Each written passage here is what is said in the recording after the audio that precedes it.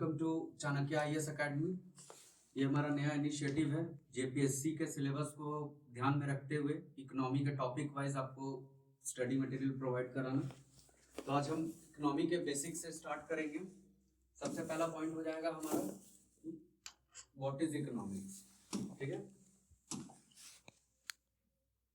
Economy क्या है हमारा इकोनॉमी। ठीक है, इकोनॉमी एक सोशल एक्टिविटी है जहां पे लोग एक साथ आकर के टुगेदर प्रोड्यूस करते हैं। प्रोड्यूस मतलब किसी भी चीज का उत्पादन करना, स्टॉक करते हैं, उसको स्टोर करते हैं, डिस्ट्रीब्यूट करते हैं, उसको आपस में सप्लाई करना और trade and facilitate consumption of. और ये सारा चीज किस लिए करते हैं वो लोग? तो सारा कुछ करते हैं हम लोग गुड्स एंड सर्विसेज के लिए।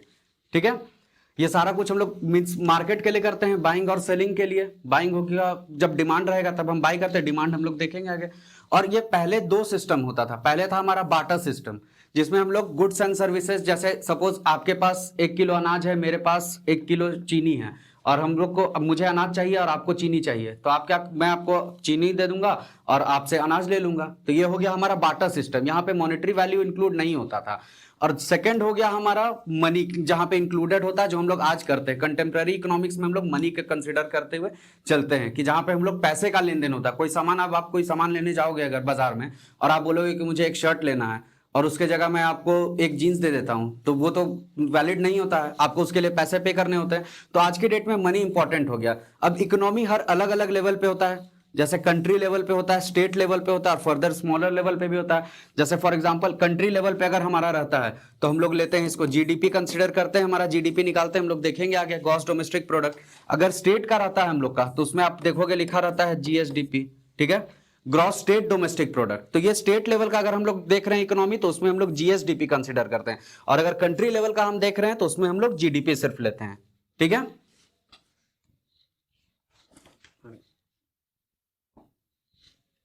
अब हम लोग देखते हैं इकोनॉमिक ग्रोथ। ठीक है, इकोनॉमिक ग्रोथ क्या है हमारा? तो इकोनॉमिक ग्रोथ एक हमारा क्वांटिटेटिव टर्म है। ठीक है, क्वांटिटेटिव मतलब एक कुछ मेजर कर सकते हैं हम लोग in the production of goods and services. ठीक है, ये आपको सॉरी ये बिटवीन है आपका। ठीक है, between 2 points of time difference. ठीक है, टाइम।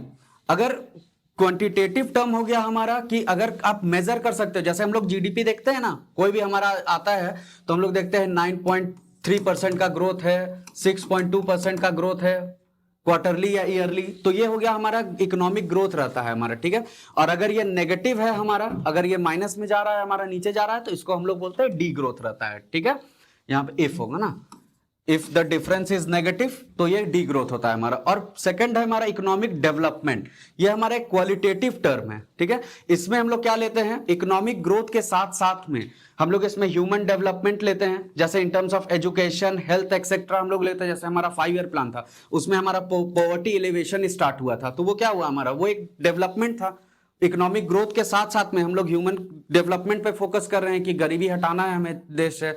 गरीबी हटाने के लिए उनको रोजगार देना होगा, उनको बेहतर शिक्षा प्रोवाइड करना है, अच्छा खाना, उनको न्यूट्रिशन, जब फूड सिक्योरिटी एक्ट आया हमारे कि खाना उनको अच्छा देना है, तो वो हो गया हमारा डेवलपमेंट। ठीक है, फिर आया हमारा इकोनॉमिक पॉलिसी। इकोनॉमिक पॉलिसी क्या होता है हमारा? इकोनॉमिक पॉलिसी एक गवर्नमेंट या नॉन गवर्नमेंट पॉलिसी होता है जो जनरेट करने के लिए, generating both growth and development. जैसे हमने इकोनॉमिक पॉलिसी हम सुनते आते हैं कि हमेशा कि आपका एक होता है फिस्कल पॉलिसी। ठीक है, एक होता है आपका फिस्कल पॉलिसी और एक हम सुनते हैं मॉनेटरी पॉलिसी। ठीक है, फिस्कल पॉलिसी ये क्या हो गया हमारा? फिस्कल पॉलिसी हो गया हमारा related to government, related to government. ठीक है, अगर गवर्नमेंट कोई भी पॉलिसी ला रहा है, जैसे हमारा स्टेट गवर्नमेंट हुआ या यूनियन गवर्नमेंट, तो उसका रहता है हमारा फिस्कल पॉलिसी। मॉनेटरी पॉलिसी क्या हुआ हमारा? ये होता है हमारा रिलेटेड टू आरबीआई, या फिर अगर हम लोग ऐसे जनरल टर्म में ले तो सेंट्रल बैंक। ठीक है, ऑफ एनी कंट्री। अगर गवर्नमेंट से रिलेटेड पॉलिसी है तो उसे हम लोग कंसीडर करते हैं फिस्कल पॉलिसी बोलते हैं। अगर बैंक कोई पॉलिसी लाता है हमारा, जैसे हमारे देश में सेंट्रल बैंक कौन है हमारा? आरबीआई है। अगर आरबीआई कोई पॉलिसी लाता है तो उसे हम लोग बोलते हैं मॉनेटरी पॉलिसी। ठीक है, फिर आ जाइए नेक्स्ट। ठीक है, यहां पे देखिए, यहां पे लिखा हुआ है आपका एक government policy has fiscal policy, monetary policy, industrial policy भी है, ये हमारे सिलेबस में भी है। एग्रीकल्चर पॉलिसी, एग्रीकल्चर के क्वेश्चन के लिए हमें ये पढ़ना ही पढ़ना है। फॉरेन ट्रेड पॉलिसी, ये हम लोग बीओपी में देखेंगे। फिर उसके बाद आपका एफडीआई, एफपीआई, ये सब में हम लोग को देखना है ये चीज, ठीक है। फिर आ गया इकोनॉमिक एक्टिविटी। इकोनॉमिक एक्टिविटी क्या होता है हमारा? तो any activity which involves production of goods and services for exchange in market with in rules of an economy. कोई भी एक्टिविटी जो जिसमें हमारा गुड्स एंड सर्विसेज का प्रोडक्शन एंड डिस्ट्रीब्यूशन हो रहा है हमारा, तो उसको हम लोग कंसिडर करते हैं इकोनॉमिक एक्टिविटी, ठीक है। जैसे इंडिया, अब इकोनॉमी तो हमने जान लिया कि इकोनॉमी क्या होता है कि लोग आकर के साथ में प्रोड्यूस करते हैं, डिस्ट्रीब्यूट करते हैं। इकोनॉमिक्स क्या होता है हमारा? इकोनॉमिक्स हो गया, सपोज जैसे आपके पास 500 नहीं, 500 कंसिडर करना तो बड़ा ही करते हैं। सपोज आपके पास में 50,000 है, ठीक है, 50,000 रुपए है आपके पास में। अब इस 50,000 को आप कहां कहां यूज करते हो, कौन कौन से, जैसे आपको आपके फूडिंग एंड लॉजिंग में जितना खर्च हो रहा है, फिर आपको ड्रेसेस लेने हैं, किसी को घुमाने लेके जाना है, कुछ करना है, तो उसमें आपका कहां कहां खर्च हो रहा है वो आप डिसाइड करते हो कि मेरे पास टोटल है। तो इकोनॉमिक्स हो गया हमारा कि स्कार्सिटी ऑफ रिसोर्सेज में आपके पास में जो भी रिसोर्स है उसमें आप उसका कितना ऑप्टिमम यूटिलाइजेशन कर सकते हो अपने नीड के लिए, उसे हम लोग इकोनॉमिक्स कंसिडर करते हैं, ठीक है। तो इंडिया 15% पॉपुलेशन है एंड 2.4% ऑफ ग्लोबल लैंड है, ठीक है।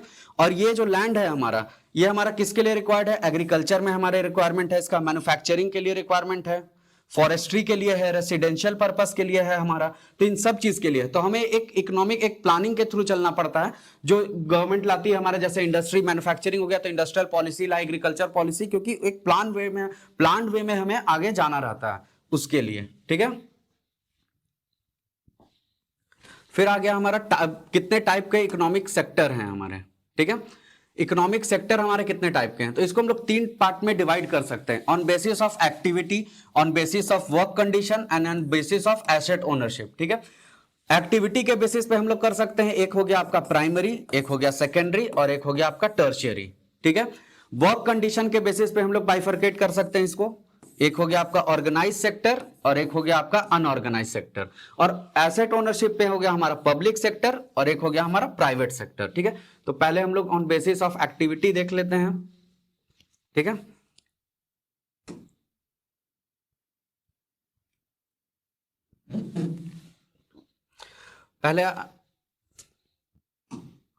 पहले आया हमारा प्राइमरी सेक्टर, ठीक है।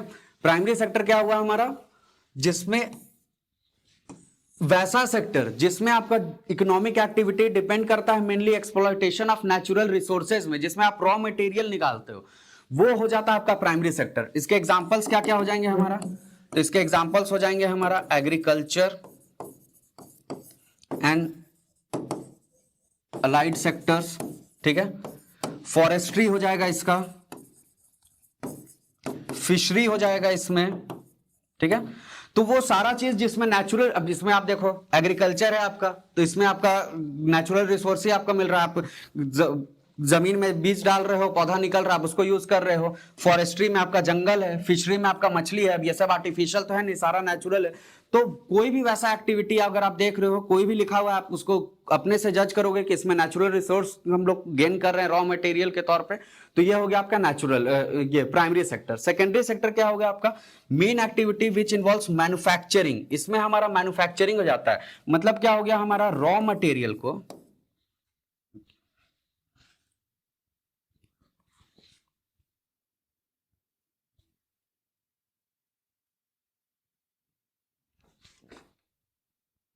सेकेंडरी सेक्टर में क्या हो जाता है हमारा? रॉ मटेरियल को हम फिनिश्ड गुड्स में, ठीक है, बनाते हैं, ठीक है। प्राइमरी सेक्टर से आपको जो रॉ मटेरियल मिला उसको आप यूज करके इसको फिनिश्ड गुड्स का आप फॉर्म देते हो, तो इसे हम सेकेंडरी सेक्टर कहते हैं, ठीक है। इसमें आपका मेन क्या आ जाएगा? जितना भी इंडस्ट्री है आपका वो आ जाएगा। मैन्युफैक्चरिंग को लेकर के जितना भी आप फूड प्रोसेसिंग हो गया, इलेक्ट्रिसिटी, गैस, वाटर सप्लाई, ये सारा कुछ, वाटर हो गया आपका, ये सारा कुछ आपका सेकेंडरी सेक्टर में आ जाएगा, ठीक है। अब टर्शियरी सेक्टर क्या हो गया हमारा? It includes both production and exchange of production, ठीक है। इसमें क्या हो गया हमारा? प्रोडक्शन एंड सर्विसेज दोनों हम लोग इंक्लूड करते हैं। इस टर्शियरी सेक्टर हम लोग कंसीडर कर सकते हैं कि ये एड एंड सपोर्ट करता है, एड एंड सपोर्ट, ठीक है, सेकेंडरी सेक्टर।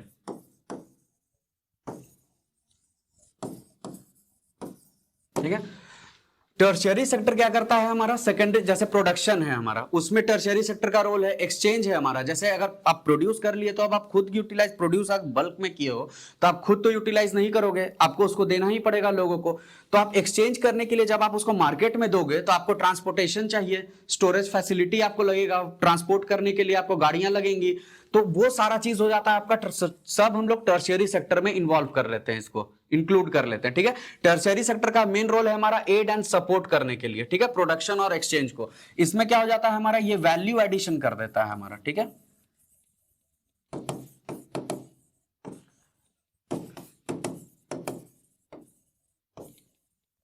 जो फिनिश्ड गुड्स हमारा बनता है सेकेंडरी सेक्टर में, उसमें ये वैल्यू एडिशन कर देता है, क्योंकि आप यहां पे अगर आप सपोज आपने कुछ बनाया, कोई भी प्रोडक्ट बनाया, सपोज आपको यहाँ पे 100 रुपए लगे हैं आपको इसको बनाने में, आप यहीं से अगर बेचोगे तो आप 100 में बेचोगे, लेकिन अगर सेम चीज में आपने कुछ चीज बनाया, आपने मुझे दिया कि हाँ यार मार्केट में ले जाकर बेच दो, तो जो मुझे कॉस्ट लगेगा मार्केट में ले जाने के लिए वो मैं इंक्लूड आपसे लूंगा, तो वो आपका तो कॉस्ट ऑफ प्रोडक्शन बढ़ गया, तो आपको फिर उसको ज्यादा में देना होगा। तो एक तरह से क्या हुआ, ये वैल्यू एडिशन हो गया आपका फिनिश गुड्स में। पहले 100 था सपोज, उसके बाद अब आपका ये 150 हो जाएगा।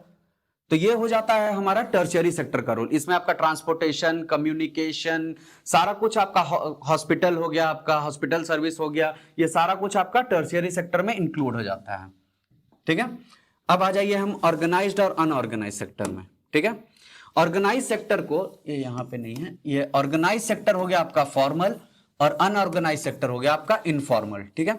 ऑर्गेनाइज सेक्टर क्या हो गया हमारा, जहां पे गवर्नमेंट के रूल्स एंड रेगुलेशंस एक्ट लागू हैं, जहां पे उनको मतलब वैलिड फॉर्म में उनको यूज किया जाता है, वो हो जाते हैं हमारे ऑर्गेनाइज सेक्टर, ठीक है।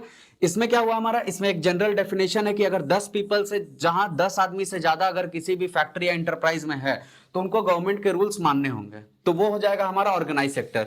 इंडिया का 18% जो वर्क फोर्स है ये सिर्फ हमारा है ऑर्गेनाइज सेक्टर में।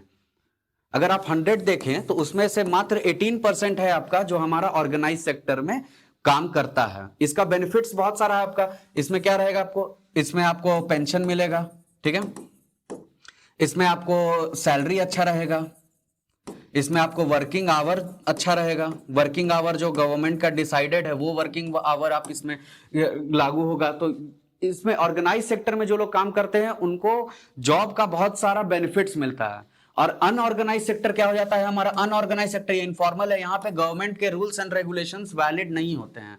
ये लोग अपने हिसाब से, जैसे आपने देखा, जैसे सपोज कोई भी एक ग्रुप है, जैसे आपने बहुत बार न्यूज में आता है कि एक कोई फैक्ट्री है जहां पे बीड़ी बनती है, तो वो अनऑर्गेनाइज सेक्टर में आ जाता है। उसमें वो लोग को ऐसा तो नहीं है, वो लोग जितने दिन डेली गए काम किया निकल गए, उनको पैसा मिलता है, उनको पेंशन नहीं मिलता है कि आप रिटायर कर गए हो, 60 ईयर्स के हो गए, आप रिटायर कर गए तो आपको पेंशन मिलेगा। उनको हॉलीडेज नहीं मिलते हैं प्रॉपर, कि आज छुट्टी है तो छुट्टी अगर आपने लिया तो उसको पैसे कटते हैं, तो वो हो जाता है हमारा अनऑर्गेनाइज सेक्टर। इसमें अप्रॉक्स टू अप्रॉक्स हमारा 82% इंडिया का वर्कफोर्स इसमें काम करता है, 82%, ठीक है। ये डिबेटेबल है क्योंकि ये 18% तब है हमारा जब कंस्ट्रक्शन वर्क को हम ऑर्गेनाइज सेक्टर में कंसिडर किए हैं। जब हम कंस्ट्रक्शन वर्क, जो कि सबसे ज्यादा होता है, आप हर घर में, हर किसी के घर में हर चौथे पांचवें दिन कंस्ट्रक्शन कुछ ना कुछ बेसिक लगता है, या हर जगह फैक्ट्री बन रहा है, कोई अपार्टमेंट बन रहा है, 18% वर्कफोर्स में कंस्ट्रक्शन इंक्लूडेड है। उसके बाद अनऑर्गेनाइज सेक्टर में फिर भी हमारा 82% है। तो इसके लिए एक कमिटी बनी थी, अर्जुन सेनगुप्ता कमिटी।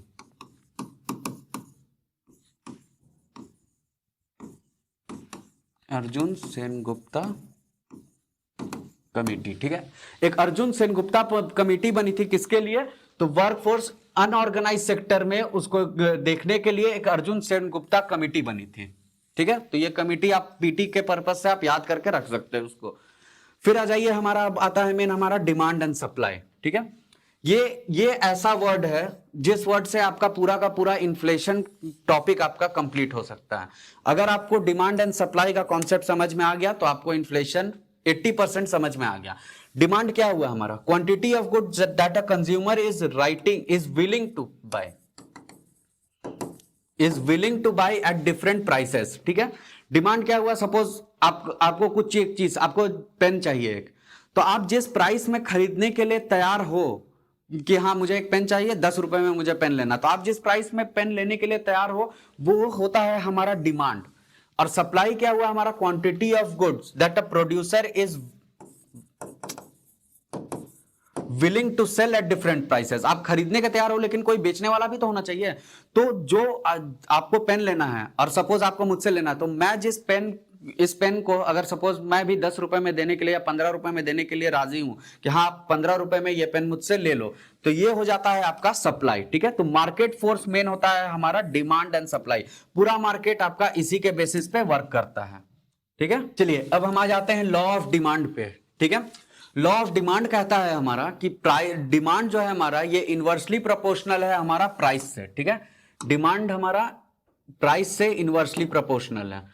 इसका क्या मतलब हुआ हमारा कि अगर हमारा प्राइस बढ़ता है, अगर हमारा प्राइस बढ़ेगा तो इसका मतलब है हमारा डिमांड हमारा घटेगा, और अगर हमारा प्राइस कम हो रहा है तो हमारा डिमांड बढ़ रहा है।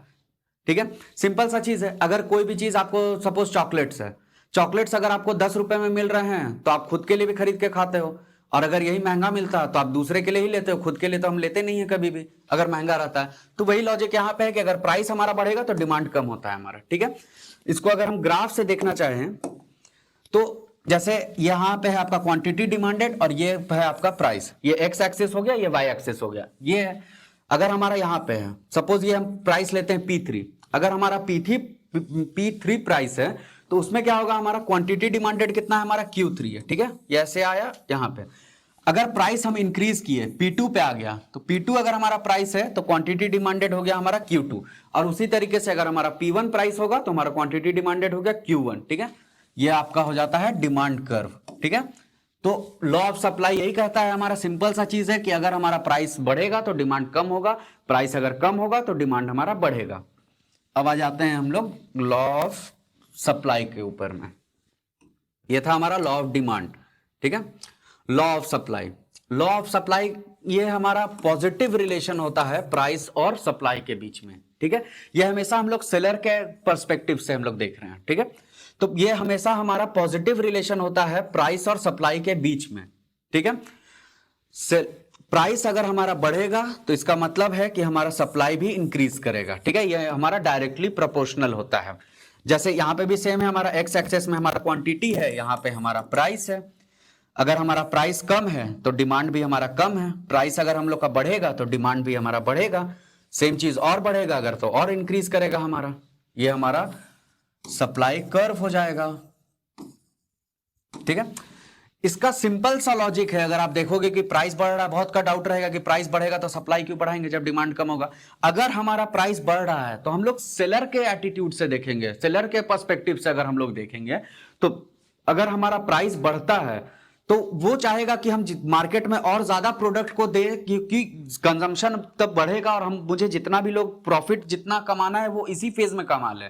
तो वो अपने प्रॉफिट मैक्सिमाइजेशन के पर्सपेक्टिव से देखेगा कि अगर प्राइस बढ़ा हुआ है तो हम, अगर वो प्राइस बढ़ा हुआ है और वो लिमिटेड वो 5 ही प्रोडक्ट अपना प्रोड्यूस कर रहा है और उसी को बेच रहा है, तो उसको प्रॉफिट उतना होगा नहीं। वो देख रहा है कि प्राइस बढ़ा हुआ है तो 5 के जगह मैं 500 बना देता हूं और इसको मैं मार्केट में भेज देता हूं, तो ये अगर इस रेट पे बिकेगा तो मुझे प्रॉफिट ज्यादा होगा। तो सिंपल सा लॉजिक है, इसमें कोई कंफ्यूजन नहीं रहना चाहिए कि प्राइस हमारा अगर बढ़ रहा है, प्राइस अगर हमारा बढ़ता है तो हमारा डिमांड कम होता है, लेकिन फिर हमारा यहाँ पे हम प्राइस बढ़ रहा है तो हम लोग सप्लाई कैसे बढ़ेगा। ये सेलर के पर्सपेक्टिव से देख रहे हैं कि अगर कोई भी सेलर अगर पहले 5 बनाता था, 5 मैन्युफैक्चर करता था कोई भी प्रोडक्ट को और उसको वो सेल करता था, लेकिन जब हमारा प्राइस इंक्रीज कर गया, सपोज ये वो उसको सेल करता था 10 रुपए में, अब हमारा इसका प्राइस हो गया है अब हमारा 100 रुपए। ठीक है, 100 रुपए अगर हमारा प्राइस हो गया तो वो 5 ही नहीं बनाएगा, वो सोचेगा कि मैं 500 बना देता हूं और उसको मैं मार्केट में भेज देता हूं, तो मुझे इसके बीच का जो डिफरेंस है, प्रॉफिट है, वो अभी के अभी मिल जाए।